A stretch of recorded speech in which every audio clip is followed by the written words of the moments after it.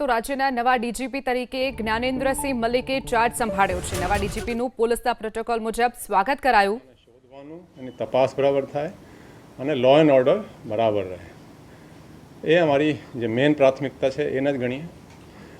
આ સિવાય ઘણા બધા પડકારો છે આપણા પોલીસની સામે, ચાહે ડ્રગનું દૂષણ હોય કે સાયબર ક્રાઇમ હોય કે ટ્રાફિકની સમસ્યા, એ તમામ ઉપર પણ આપણું ધ્યાન રહેશે।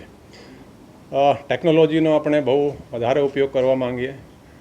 એમાં પણ જે સીસીટીવી છે એ કહી શકીએ કે આજકાલ મોસ્ટ ઇમ્પોર્ટન્ટ એને જ ગણાય। આપણે અમદાવાદ શહેરમાં લગભગ 3 વર્ષ જેટલા, આપણે જુલાઈ 2023 એન્ડમાં જોઈન કર્યા હતા, તો લગભગ 3 વર્ષના સમયગાળા દરમિયાન લોક ભાગીદારીથી 24,000થી વધારે સીસીટીવીઓ લગાવ્યા હતા। અને અમદાવાદમાં સરકાર શ્રી દ્વારા કોર્પોરેશનના અને બધા મિલાવીને લગભગ 4,000 સીસીટીવી છે। તો અને આજે લોક ભાગીદારીથી લગાડેલા 24,000થી વધારે સીસીટીવીને 3,000થી ઉપરની સીસીટીવીની ફીડ પોલીસ સ્ટેશન લેવલે પણ આપણે લઈએ અને કંટ્રોલ રૂમમાં પણ લઈએ, એટલે આ લોક ભાગીદારીથી જ થયા છે। તો એ આપણે ફર્સ્ટ પ્રાયોરિટીમાં અમુકમાં જે અમુક પ્રાયોરિટીમાં આને પણ આપણે પૂરા સ્ટેટમાં જે અમુક સિટીઝ છે લોક ભાગીદારીથી વધારેમાં વધારે સીસીટીવી લગાય, એ આપણે પ્રાથમિકતા રહેશે। આનાથી તમારો જે પ્રિવેન્શન ઓફ ક્રાઇમ પણ થશે, ડિટેક્શન ઓફ ક્રાઇમ પણ થશે, અને જે ઇન્વેસ્ટિગેશન છે એટલે આ તમામમાં આ બહુ કારગર ઉપયોગ થશે। આ સિવાય ગુનેગારોને કાયદાનો પોલીસનો થોડું ડર રહે, એ પણ આપણે એ રીતેની પોલીસિંગ કરતા આવ્યા છીએ અને એ પણ આપણે કરતા રહીશું। આ સિવાય જે પબ્લિક ગ્રીવન્સ રિડ્રેસલ સિસ્ટમ છે, એટલે લોકોને પોલીસ સ્ટેશન તેમજ જિલ્લામાં જ એ લોકોનો જે કંઈ ન્યાય છે એ ત્યાં જ મળી જાય, એ લોકોને અહીંયા સચિવાલય સુધી કે ડીજી ઓફિસ સુધી કે ઉપરી અધિકારી સુધી નહીં આવવું પડે, એ રીતેની પણ આપણે એફર્ટ્સ કરીએ, વ્યવસ્થા ગોઠવીએ। આ આપણે અમુક પ્રાયોરિટી છે। ડ્રગના દૂષણ જે વધી રહ્યા છે એના માટે આપણે જેટલા એફર્ટ્સ છે, અમદાવાદમાં પણ ખાસા એફર્ટ્સ કર્યા છે, આખા સ્ટેટમાં એન્ટી નાર્કોટિક ટાસ્ક ફોર્સ પણ એના પણ પ્રોસેસ ચાલી રહ્યા છે, એ શરૂ થશે તો એ ડ્રગ્સના આપણે ખાસ પ્રાયોરિટી આપવાના છીએ। આ સિવાય સાયબર ક્રાઇમ પણ એક મોટો પડકાર તરીકે ઊભો થઈ રહ્યો છે। અમદાવાદમાં એમને એમના કન્ટિન્યુઅસ ટ્રેનિંગના પણ સિસ્ટમ ગોઠવ્યા છે, ત્યાં સાયબર ક્રાઇમમાં ડિટેક્શનના માટે બરાબર ડિટેક્શન થાય, વધારેમાં વધારે ગુનાઓ પણ નોંધાય, એ પણ આપણે પ્રાયોરિટી છે। તો આ અમુક પ્રાયોરિટી છે। આ સિવાય એડમિનિસ્ટ્રેશન પણ ઇમ્પ્રૂવ થાય, જે બધા જ પ્રાયોરિટી છે ડીજી ઓફિસમાં, ખાસ કરીને વહીવટ થોડું એડમિનિસ્ટ્રેશન બરાબર ચાલે, એ પણ આપણે એક પ્રાયોરિટીમાં રહેશે। સર, ગુજરાતના ગુનેગારોને શું સંદેશો આપશો ડીજીપી તરીકે? નહીં, ગુનેગારોને તો એ સંદેશ છે કે ગુનેગારો કાયદાથી, પોલીસથી એ લોકોને ભીખ લાગવી જોઈએ, એ હું સ્પષ્ટપણે કહેવા માગું છું। જે કોઈ કાયદો હાથમાં લેશે તો એના વિરુદ્ધ પોલીસ કડક રીતે કાર્યવાહી કરશે, અને સામાન્ય માણસો જે છે, સામાન્ય જનપબ્લિકને પોલીસમાં ટ્રસ્ટ હોય, વિશ્વાસ હોય, એ રીતેની પોલીસિંગ આપણે કરીએ। સર, આવનારા મોટા બંદોબસ્તો ખાસ કરીને ઇલેક્શનમાં 2027માં આવી રહ્યું છે, તો એક્શન પ્લાનો એના કેવા પ્રકારના રહેશે? રથયાત્રા જે છે આવી રહી છે, એક્શન પ્લાન શું બનાવી? નહીં, ઇલેક્શન તો છે તો નેક્સ્ટ યર છે। આ ટૂંક સમયમાં જ આપણે 16 જુલાઈના રોજ અમદાવાદની રથયાત્રા, જે કે આખા વર્ષની કહી શકાય કે સૌથી એક ચેલેન્જિંગ બંદોબસ્ત રહે છે લાસ્ટ યર, અને આપણે દર વખતે જ એમાં ઇમ્પ્રુવમેન્ટ જ થતા આવ્યા છે, અને આ વખતે પણ આપણે તૈયારીઓ જે અત્યારથી જ રથયાત્રાથી લગભગ 1.5-2 મહિના પહેલાંથી શરૂ થઈ જાય છે, એ બધી ચાલી રહી છે અમદાવાદમાં, અને એ અપેક્ષા છે કે વ્યવસ્થિત રીતે આ પૂર્ણ થશે। કન્વેક્શન રેટ ઓછો છે ગુજરાતનો અન્ય રાજ્યોની કમ્પેરિઝનમાં, આ કન્વેક્શન રેટ વધે, લોકોને ન્યાય ઝડપથી મળે, એ માટે કયા પ્રકારના પગલાં લેશે? જે મેં વાત કરી કે કન્વિક્શન રેટને વધારવા માટે જैसे આપણે જે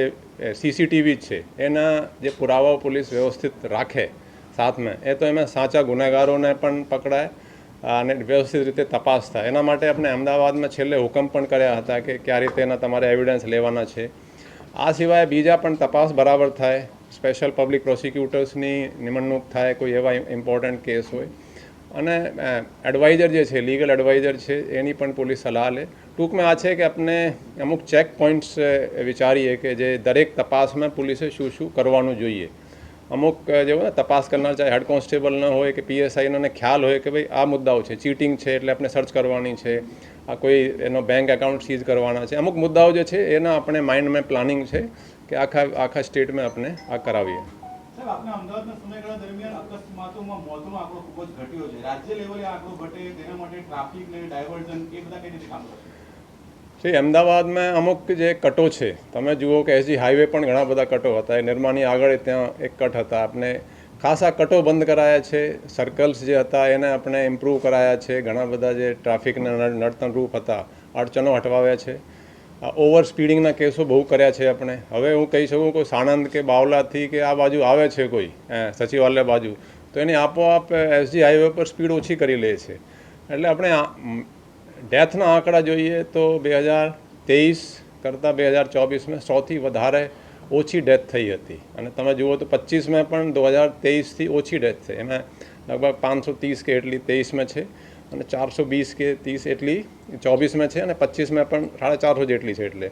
એટલે તમે જુઓ છો મેન જે છે આપણે ઓવર સ્પીડિંગમાં ખાસ ધ્યાન આપ્યા. થોડા હેલ્મેટના પણ આપણે ડ્રાઈવર રાખી. હવે કોઈને 1-2 વખત દંડ થાય પછી હેલ્મેટ પહેરતો શરૂ થઈ જાય એવા પણ છે. અને રોંગ સાઈડના કેસો પણ કર્યા છે. તો ટૂંકમાં આ છે કે પ્રાયોરિટી આપણે ટ્રાફિકની અમદાવાદ શહેરમાં પણ રાખી અને એમાં ખાસા ફાયદા થયા છે. એ રીતે વ્યવસ્થા આખા સ્ટેટમાં યોજાય એ રીતે. કેમ કે એક લાઈફ ઇમ્પોર્ટન્ટ છે. જેના એક્સિડન્ટમાં કંઈ થાય, મૃત્યુ થાય તો એના પરિવાર આખું તૂટી જાય છે અને બહુ તકલીફ પડે છે. સાહેબ આપના સમયગાળા દરમિયાન અમદાવાદ ભારતનું સૌથી સુરક્ષિત શહેર બન્યું હતું. હવે ગુજરાત લેવલે આ કામગીરી કરવામાં કઈ રીતે મહેનત રહેશે? આ જે છે લાસ્ટ યર એક યુરોપિયન ઓર્ગેનાઇઝેશન છે, કાફી રેપ્યુટેડ છે, નંબીઓ, એને ઇન્ડિયાના સૌથી સુરક્ષિત શહેર અમદાવાદને ડિક્લેર કર્યા હતા. એના માટે આપણે ખાસા એફર્ટ્સ કર્યા છીએ. ખાસ કરીને જે મેં સીસીટીવીની વાત કરી, સીસીટીવીના ખાસા એમાં કોન્ટ્રીબ્યુશન છે લોકોના. પછી ગ્રીવન્સ રિડ્રેસલ સિસ્ટમ. હવે તમે જુઓ પોલીસ જે ફીડબેક આપણે મળે છે કે આખા પોલીસ સ્ટેશનનું વલણ બદલાઈ ગયું છે. લોકોના જે બિહેવિયર છે જે એમાં ખાસા ઇમ્પ્રુવમેન્ટ થયા છે. એના માટે આપણે જैसे પરેડમાં હું જાતે જતો અને પછી બ્રીફિંગ પણ કરતા કે તમે અરજદારો આવે છે એને સાંભળવાનું. તમે મોટા ભાગે ખેડૂતના જ કે આ સામાન્ય એના તમારા ફાધર હશે. જો હું દાખલો આપું કે હું અમુક વખતે પૂછું કે તમારા ફાધર ખેડૂત છે, અરે ખેડૂતે જ આવે, તમે એને કેવી રીતે એને ટ્રીટ કરો છો? ખેડૂતનો છોકરો ટેબલની આ બાજુ હોય અને ખેડૂતને તમે વ્યવસ્થિત રીતે વાત નહીં કરો, એ કેટલો વ્યાજબી ગણાય? અને કોઈ બીજા મર્સિડીઝમાં આવે ને તમે બરાબર વધારે, એટલે એ નથી કે એના પ્રાયોરિટી નહીં આપો, પણ એને થોડું દરેક સાથે તમે વ્યવસ્થિત રીતે વલણ રાખો. એ રીતે આપણે આ લોકોની માનસિકતા ખાસી પોલીસમાં અમદાવાદમાં બદલાઈ ગઈ. એનો ફીડબેક આપણે મળે છે. એ રીતે થોડું વ્યવસ્થા ગોઠવીએ આપણે. મિશન ખાકી ફિટ એક અમદાવાદમાં ખૂબ જ સફળ રહ્યું. ગુજરાત લેવલે આને વ્યાપ આપવામાં આવશે? હા, મિશન ફિટ ખાકીની હું વાત કરું કે લોકોનો 17-18 કિલો સુધી અમુકના વજન ઘટ્યા છે. 12 અઠવાડિયાનો આ એક નવોત્તર પ્રયોગ હતા. આપણે એમાં ફિઝિકલ અને મેન્ટલ ફિટનેસ એ બંનેમાં જ આપણે ધ્યાન આપ્યા. હવે તમે જુઓ કે